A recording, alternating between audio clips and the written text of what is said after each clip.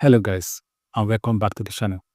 So, Russia just launched a massive attack on the Ukraine energy sector with over 400 drones and 30 missiles.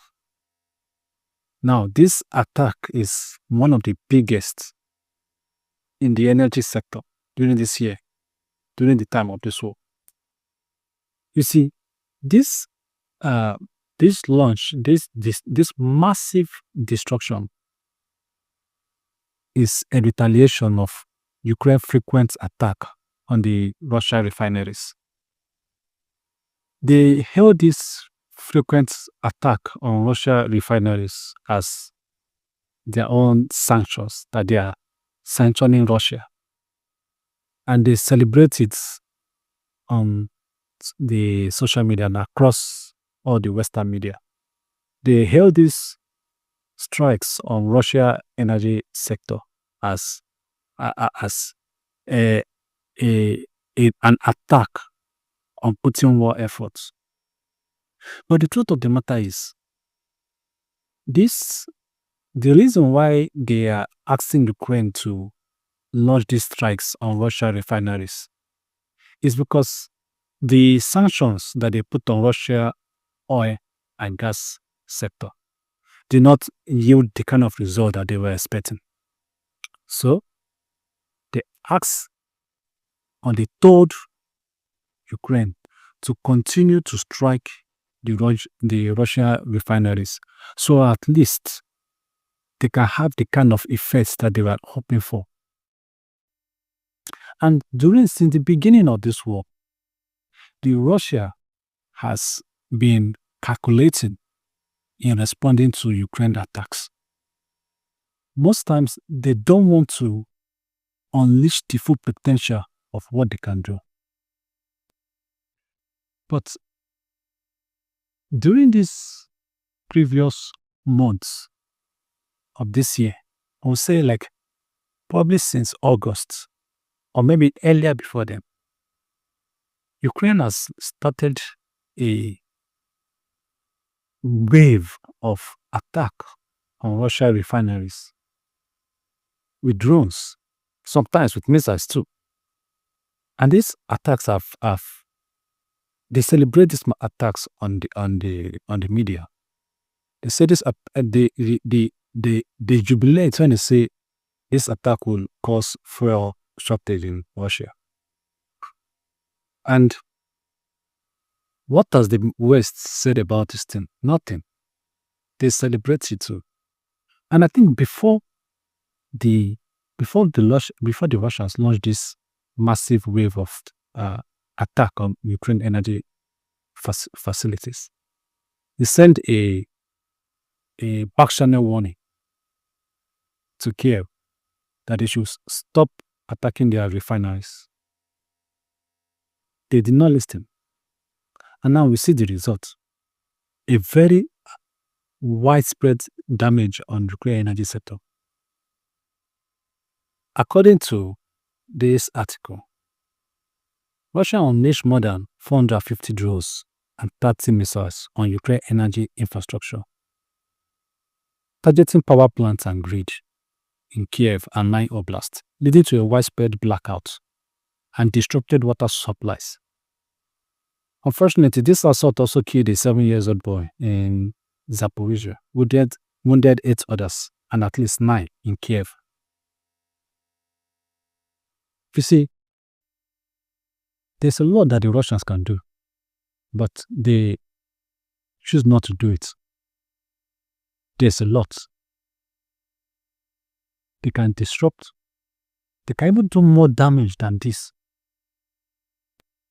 But yet, the people in the West, and don't get me wrong, I'm not celebrating this attack. I'm not celebrating the attack. But how I wish the leaders in the Kyiv will actually see that what is going on in this war is that the West is just using Ukraine to fight Russia, and they don't care The West don't care about the destruction that will come to Ukraine as a result of this war. They don't care about the destruction that Russia will do. So, when attacks like this happen, and it's all over the Western media that Russia is attacking civilian infrastructure,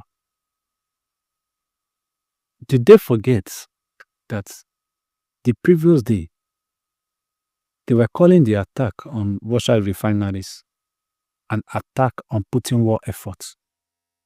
How is it a Putin war effort if clearly they are boastful that these attacks are leading to queues in the filling station? How is it an attack on Putin war efforts if when they report this media, they say that, oh, now people are queuing to fill up gas? Didn't they see the hypocrisy? If the attack is an attack on Putin war efforts, then it shouldn't affect civilians. It shouldn't affect, there should not be queues of people in the fuel points or in the fuel pump. But yet they celebrate such things. So now when the Russia retaliation comes, they say Russia is systematically trying to freeze Ukraine.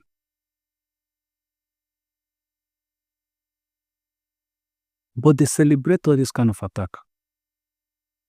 a lot on the media. Let's look at let's look at this. Fuel apocalypse in Russia. Yes, indeed. The extent of the problem is increasing, and it makes sense to buy a good bike. Fuel is running out in many regions. Let's look at the region. In Novosibirsk, the prime gas station has stopped selling 92-octane gasoline. Deliveries from the refineries have been halted and prices are freezing by 3 to 5 rubles. In Tillman, for example, only with fuel card and only for legal entities, ordinary drivers are literally ignored.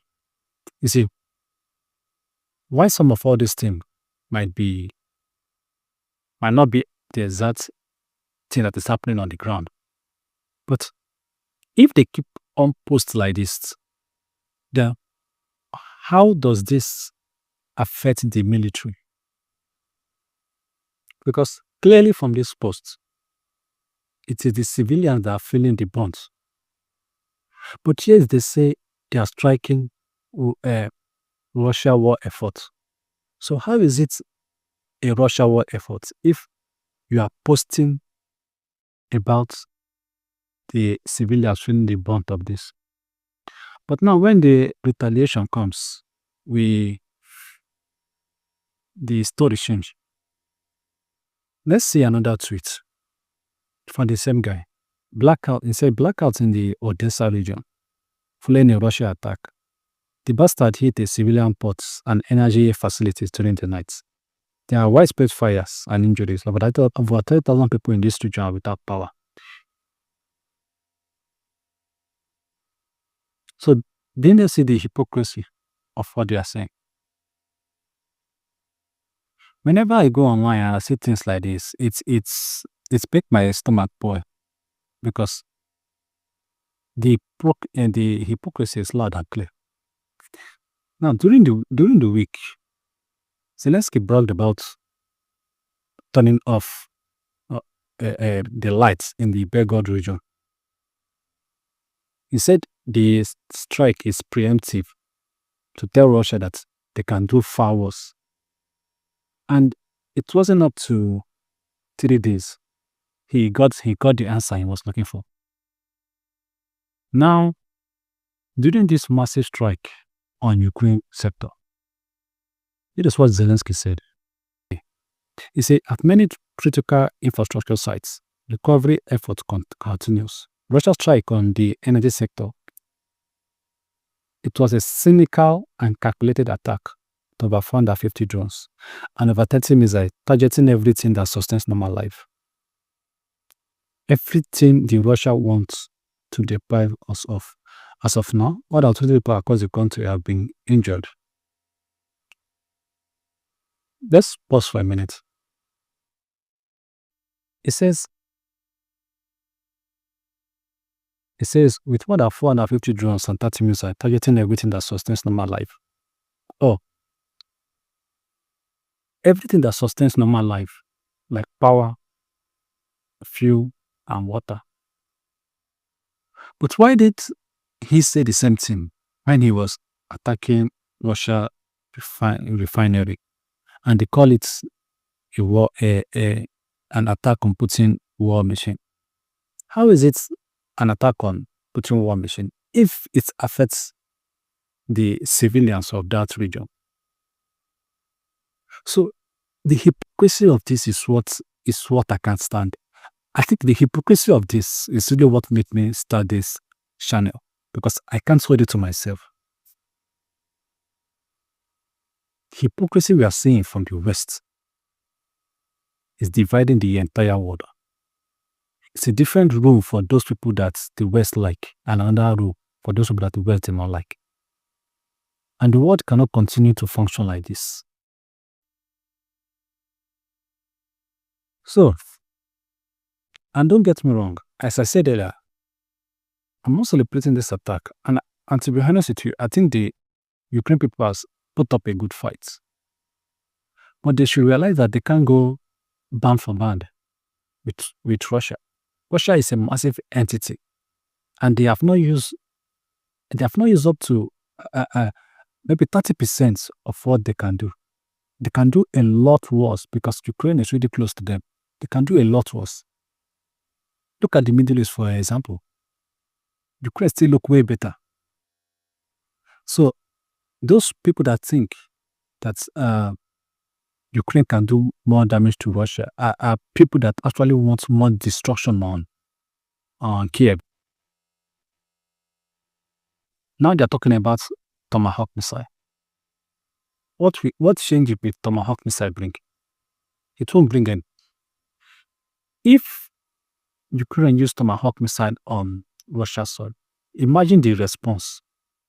This is just going to lead to more ruins in Ukraine.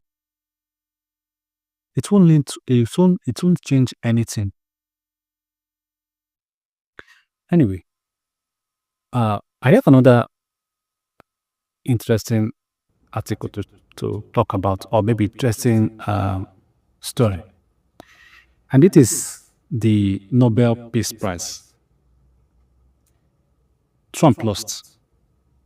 I mean, at this point, it's safe to say Trump was campaigning for a Nobel Peace Prize, and he lost. In my opinion, I think Trump deserves the Nobel Peace Prize. And the reason why I said it is that Trump actually has been working to end conflicts around the world. I mean, to be honest with you, it's the same conflict started by USA. It's the same conflict he's trying to end. So he has actually been working. The Nobel Peace Prize is not what it used to be before. I mean, this now, like every other bodies or international bodies, it has been, how will I put it, politicized. When they give this Nobel Peace Prize to Obama, what did he do actually? What did he do? Obama was called the king of drone because he bombed the Middle East. He bombed the hell out of the Middle East. So why would they give a Nobel Peace Prize to that kind of person that has blood of innocent children on his hand? I'm not saying that Trump is the best, but I'm saying that we sometimes, regardless of the differences you have with somebody, you have to recognize when they're trying. And Trump is trying. I'm not saying it's the best thing that happened after slavery, but I'm just saying at least he's putting in efforts. And to me, without the EU, Trump will have ended the conflicts in Ukraine because he's actually trying to end it. Unlike the EU that wants a Russia defeat. Trump is not looking for a Russian defeat. He just wants to end it. But the EU wants a Kyiv to defeat Russia. And I don't know how this is possible. So the winner of the Nobel Peace Prize is an opposition of Maduro government in Venezuela. Now, you should know that the US will always call people that they like a democratic leader and the people that they don't like a dictator. So they call Maduro a dictator because, they do not like him. He did not allow, access to their minerals. Trump made a post that's really, annoyed a lot of the pro-Ukrainians. So he made this post and the pro-Ukrainian people were really angry. They are like, you are thanking President Putin, you are thanking a murderer, you are thanking a dictator, whatever it is you can call him. But here's the thing with Trump. Trump is not like your average leader. I'm not saying Trump is the smartest, but Trump, business is business to him. You can be his friend and he will not do a business with you. You can be his friend and he will do business with you. He don't take things personal. Unlike the EU, Trump doesn't take things personal. He knows when to do business and he knows when to, to say thank you to God, like a good fighter. So, guys, that is all I have for now.